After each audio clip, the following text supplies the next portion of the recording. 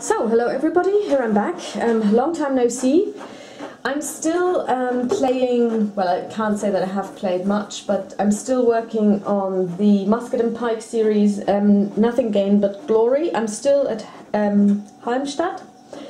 I haven't really played the whole scenario through. I made a couple of attempts, you know, saw where I was going wrong, reread the rules, reread the scenario description. And so now I'm going to do a playthrough of scenario Halmstad and the short scenario, because there are two scenarios. I'm going to take the one that starts at 8:20 or 8:15 or 8:30, whenever. So here we've got the Danes, and then here we've got the Swedes. And the Danes, the way the game operates is you win by victory points, and there are different levels of victory points that you can achieve, and depending on the ratio of victory points for the Swedes versus the Danes, you have either a decisive Swedish victory or a draw, or a decisive Danish victory, or you know, it really depends on that. So in that, it's like Tonkin, where you have different levels of victory.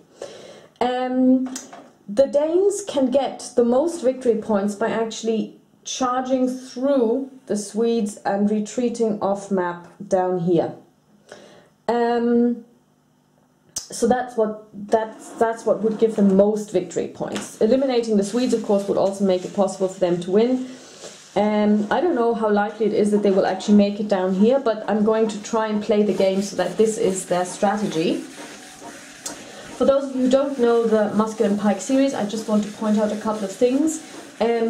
Each army has 3 wings: left, center, and right.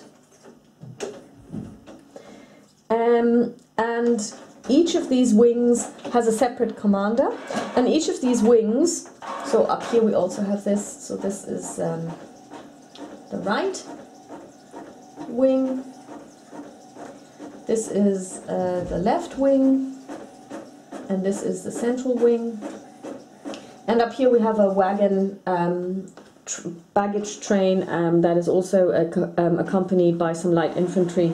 They are not affiliated with any wing. The way this works is that each wing has a separate, is under separate commands or orders, and you can basically decide for each wing what this wing should be doing on their activation. At the moment, the way this is set up is that all of the Swedes are under make ready, which means that they can move up to their movement allowance, but they must not move adjacent to an enemy unit. The Danes are under receive charge, which means that they have a movement allowance of 1, and they must also not move adjacent to an enemy unit. So basically, the activation order is that the Swedish player goes first, but of course if they wanted to, the Danes could preempt the Swedes from activating. The central wing here, except for artillery, is not ready to do anything. They're under formation shaken, so one of the things that I will try and do on my first activation is I'm going to flip them over, and there are different ways you can do this in. Here you've got the Carl the 11th. He's the overall commander, and if he's stacked with a unit, the army commander can rally this unit without any die rolls, and he can also attempt to rally adjacent units. So that's what I'm going to try.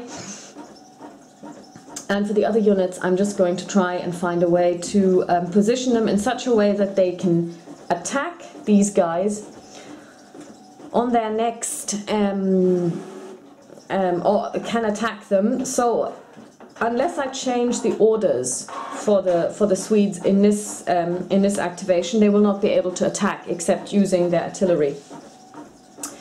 But they can move up to this line up here. So I could move them there and then wait to see what the Danes do. The Danes would then have to either stay put, which would mean that they would not act at all in this activation phase, except with the artillery, which they have up here. or they would have to change orders to start charging, because otherwise they cannot even move, because if the Swedes move up to here, if the Danes were to move, then they would actually move adjacent to the Swedes, which they are not allowed to do. So, and of course, if they stay away at this level of 1 hex in between, there is no reaction fire, because the fire range is actually just 1 hex. So we'll see how this pans out, and I'll keep you posted. Thanks, bye!